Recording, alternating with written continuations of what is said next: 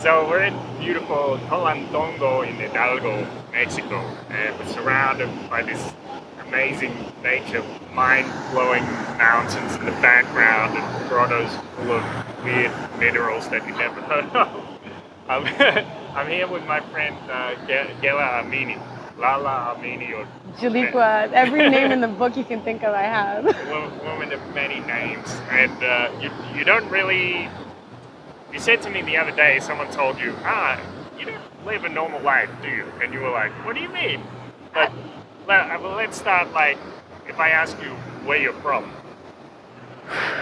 Okay, I'm going to try and simplify it and shorten it as much as possible. So let's start with, I was raised in Canada. Yeah, it's for a funny about, place to start. It is. Okay. I was raised in Canada for about 13 years, and then I moved over to Sweden for about another 13 years. Uh-huh. And after that, I decided to move over to Peru. But that's not the next question. Okay, probably. And now you live in Costa Rica. I do. Pura vida. Costa Rica. Pura vida. Yeah, and you were born in Iran. Yeah. Okay, so so you're an earthling. You're not from anywhere. I am. I think that's part of the thing, is that it showed me how incredibly international we all are. Mm-hmm. We can thrive anywhere, but I feel as though I have a little bit of everywhere that I've gotten to experience. So yeah, a little bit of an earthling. Mm-hmm. Mm-hmm. Yeah. So the thing is, a lot of people, I made this video a few weeks ago talking about how so many people are locked in this mindset, like, I've got to have this full-time job, I've got to work 40, 50, 60 hours a week and save money or waste my money, and for what? And what do you get in return for it? But you don't live life like that at all, not even close. I used to. I definitely used to. Good.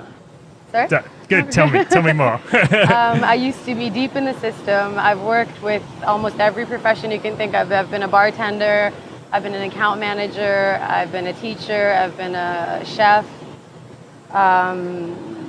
I've worked in sales. I've done it all. I've literally worked with all of it. But then I think it got to a point in my life. I remember actually the moment that I looked at a friend of mine and I said, I don't think I want to live anymore. And she thought I meant like I wanted to commit suicide. She's like, you can't kill yourself. And I was like, no, I don't want to live life like this. If this is the meaning of life, where we work all day and all night, only to be able to pay off the things that we think we need in life, as opposed to living life the way we feel completes us. So it was that moment that I realized I didn't want to live that normal matrix type of, or normal, what we've been taught is normal. To live that life, I wanted to really experience life. And in all fairness, I never traveled growing up. So my first vacation was when I was 32 years old. Okay.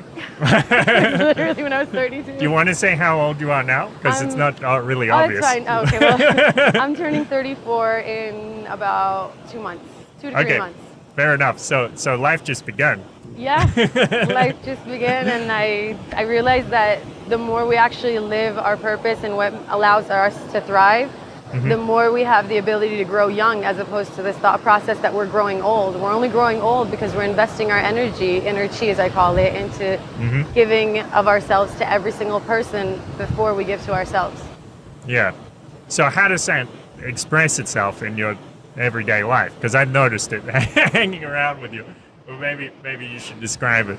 In what sense? What do you mean? How does what? Well, you're not exactly shy. No. When you meet people, it's like you give them the energy of yourself. I do, but I feel as though then it's a choice. Then it's an interaction from person to person, and my energy isn't funneled in with everybody else's into the system. And I think that's the difference. It adds more quality to my life to be able to interact with every single person we can learn something from. As you've witnessed here, the first few days we came, I wasn't really centered. I wasn't myself. I was yelling. I wasn't yelling, but I was easily agitated. And I was trying to almost kind of control the outcome of every situation. And I had to remind myself that you learn from each interaction and each experience, good or bad. Right. Well, I wasn't trying to criticize you. Oh, no.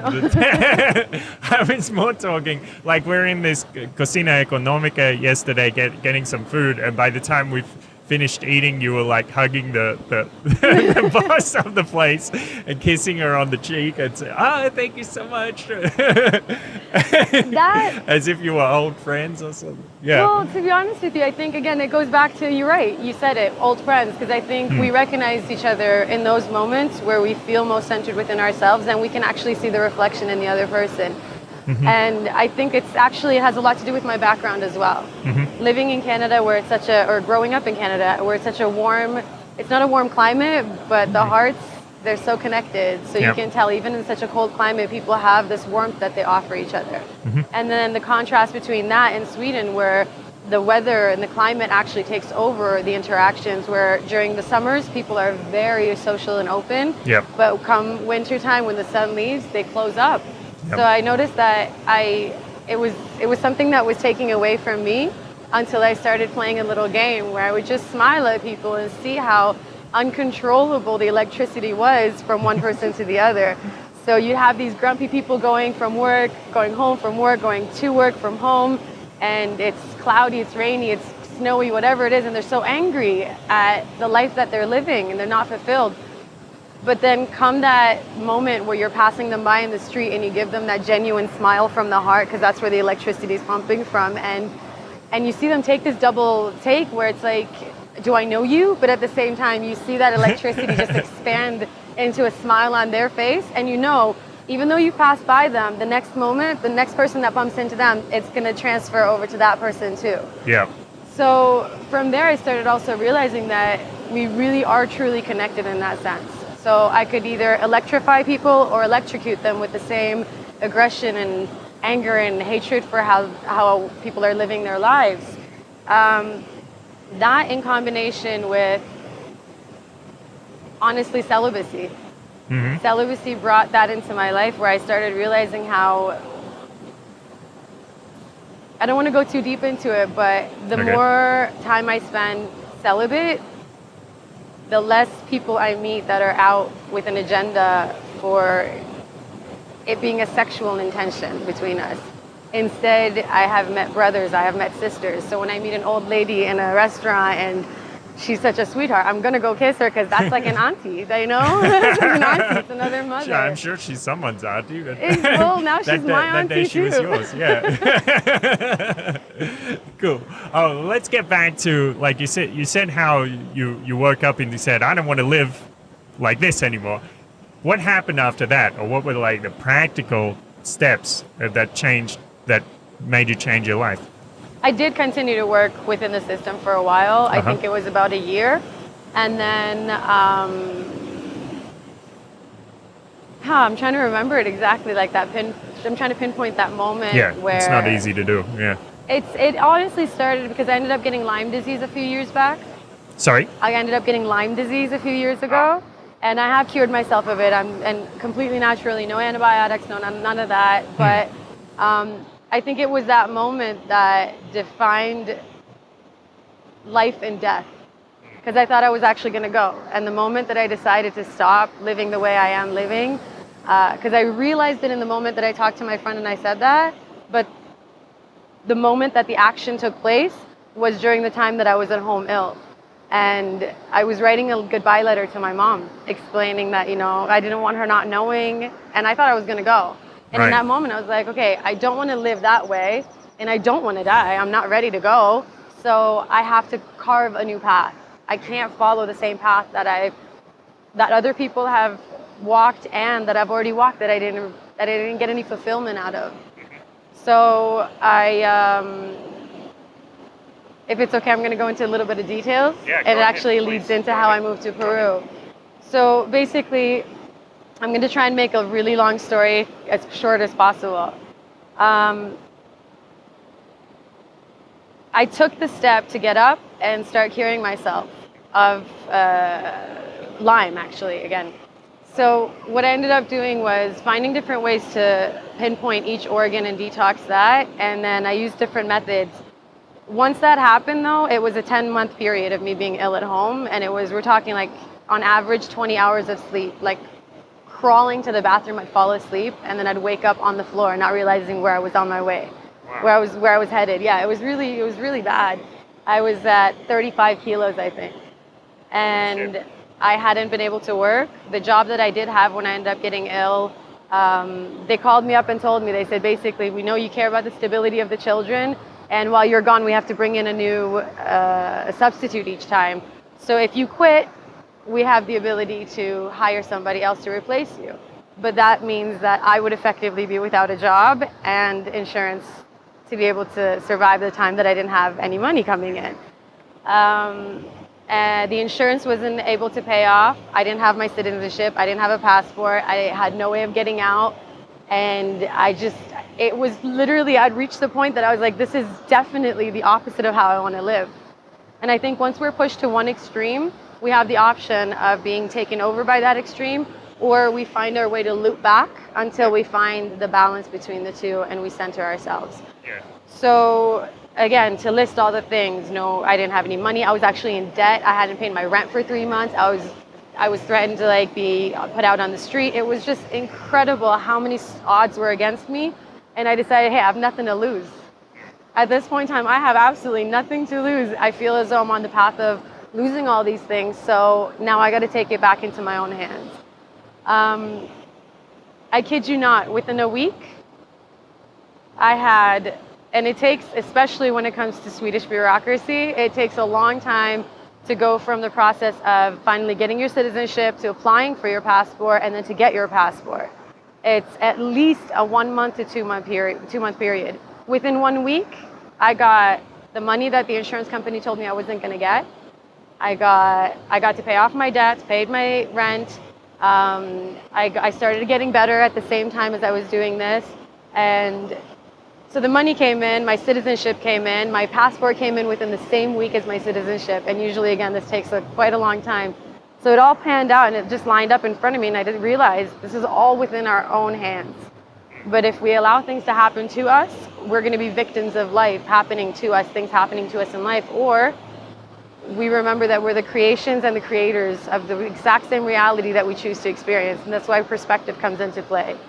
So I just picked my stuff up. I looked online and I went on my first vacation, my very first vacation of my life. I didn't tell anybody where I was going. And so at that point, were you still having troubles financially, or no? you overcome all that That's stuff the thing. Within that 1 week, the insurance company contacted me the same week that all this was lining up, and the money that they had said you're denied, because it was actually the money for the months that I had been ill. Yeah. So the money that I was denied just came in all at once. Wow. So I got to pay off all my debts, paid the rent, bought my ticket, and I remember sitting there going, I want somewhere warm, somewhere I can see the water through the water, because I've never experienced that in my life, or I hadn't. And I took that step. I left. I came back. Within 3 days, I took another vacation similar to that. Just 8 days, didn't tell anybody, just disappeared. And I went back into me. Once I did that, I knew Peru was what was calling me. Oh, So we'll pause. Yeah. One thing about that is a lot of people would hear that story and they would say, oh, well, she just got lucky, that money came through and that sort of thing. So what of course, from your perspective, it was all about the mentality and the actions that you took. So what was that, or how would you describe that change in mentality?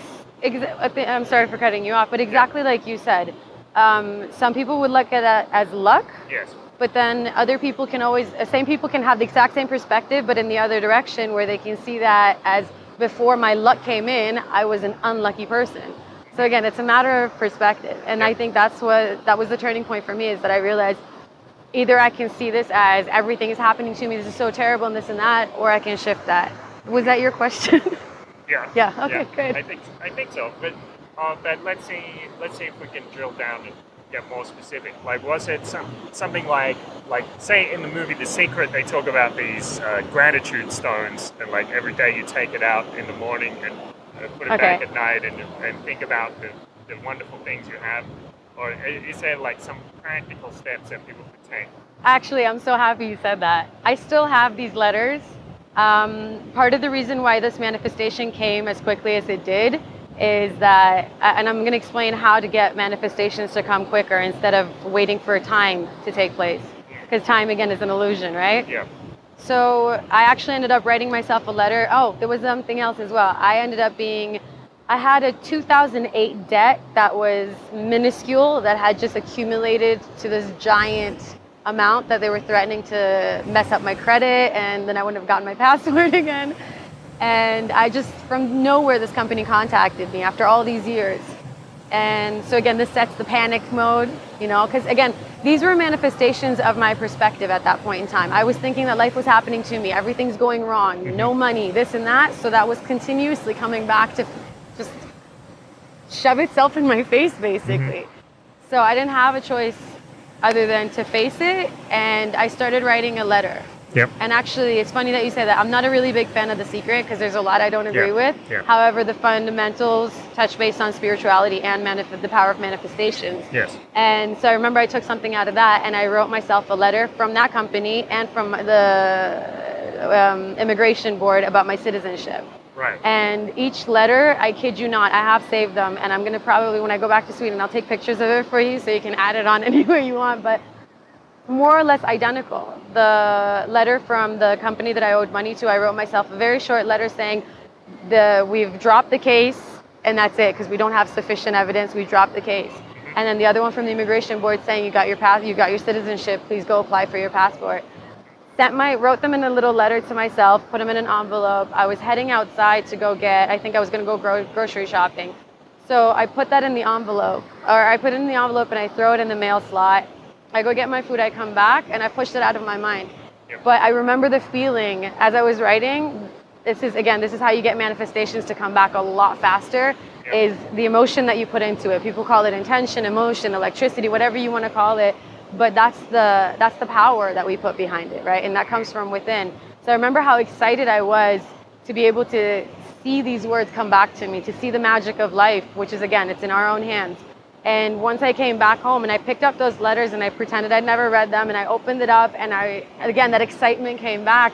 Yeah. And again, within such a short period of time, I got the exact same letters from both different places, and they're more or less identical to what I wrote myself. And these are little games and activities that you can play with in life that remind us of the magic that exists already out there. So it's like when you open the fridge and you're looking for something and you're not going to be able to see it until you shift your perspective, and then you can actually be able to.